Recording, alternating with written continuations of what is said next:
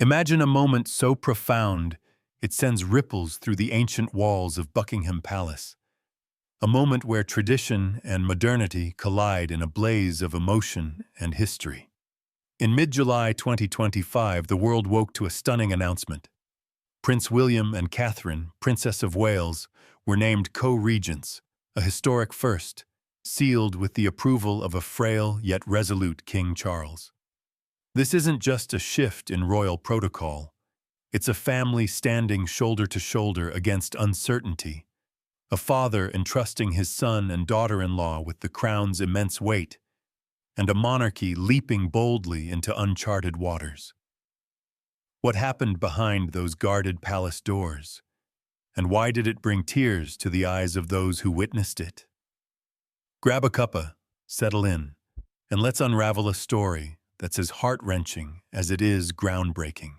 Don't forget to share your thoughts and subscribe for more royal insights that dive beyond the headlines.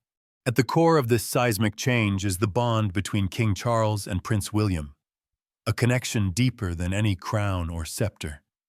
It's the story of a father and son, united by love and duty, facing life's fragility together.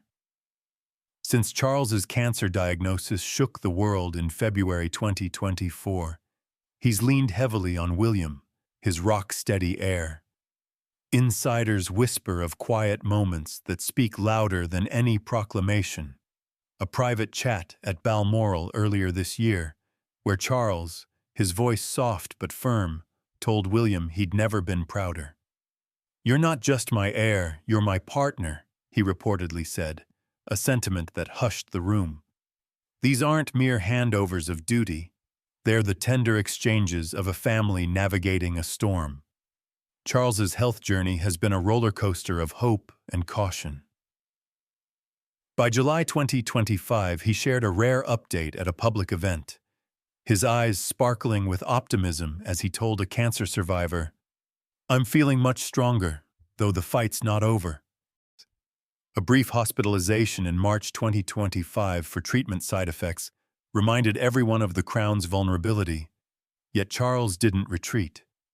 Instead, he scaled back public duties, passing the baton to William and Catherine, not out of weakness, but as a strategic move to keep the monarchy unshakable. This proclamation isn't a surrender. It's a father's vote of confidence in his son and daughter-in-law, a plan to modernize while honoring centuries of tradition. Picture that crisp July morning when Buckingham Palace dropped a bombshell. Prince William named regent to act for King Charles during his periods of indisposition, with Catherine appointed co-regent in an unprecedented twist. Together, they're empowered to sign bills, host state visits, and lead ceremonial duties, sharing the crown's responsibilities in a way never seen before.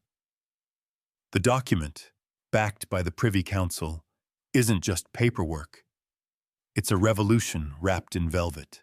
For the first time, a consort stands as an equal partner, wielding real power. Insiders say William insisted on Catherine's role, turning to her during the drafting and saying, "We face this together, or not at all." The room fell silent, and Catherine's eyes welled up a moment that captured the heart of this historic shift. This wasn't a snap decision.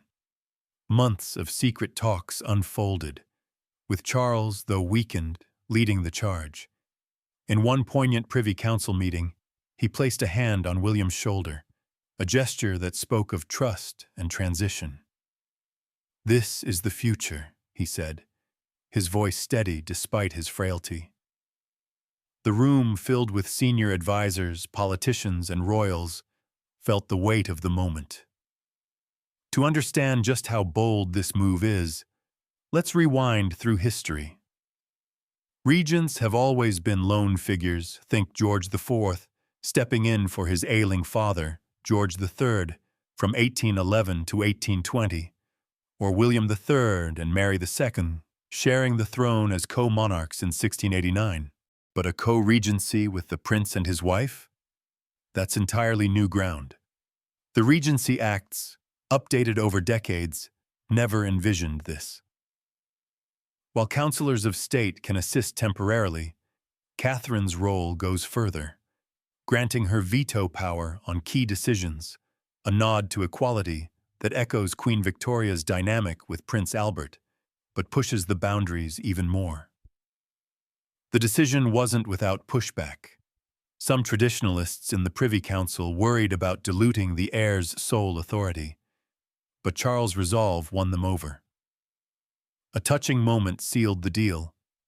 Catherine presented a briefing on her work in mental health and early childhood, showing how her passions could shape a forward-thinking regency. The council's unanimous approval was a triumph of unity over convention, proving the monarchy can bend without breaking.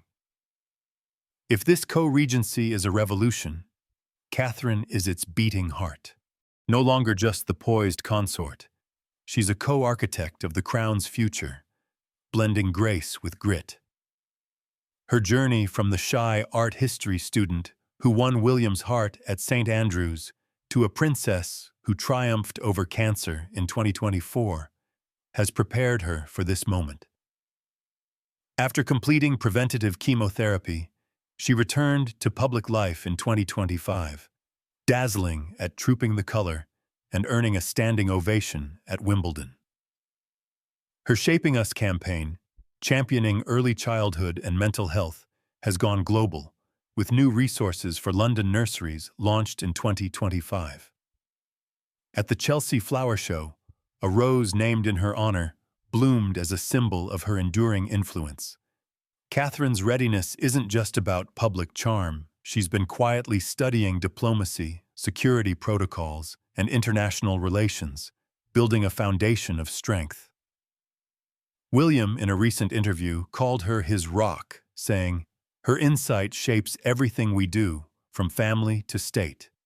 As a mother, she balances school runs with preparing Prince George, 12, for his future, guiding Princess Charlotte, 10, with poise, and taming Prince Louis, 7, with playful firmness. Her ability to weave normalcy into royal life, think whispered encouragements at Wimbledon or gentle nudges at sports days, makes her a relatable figure, now empowered to co-sign on everything from charity patronages to environmental policies. This co-regency isn't just about power, it's about family.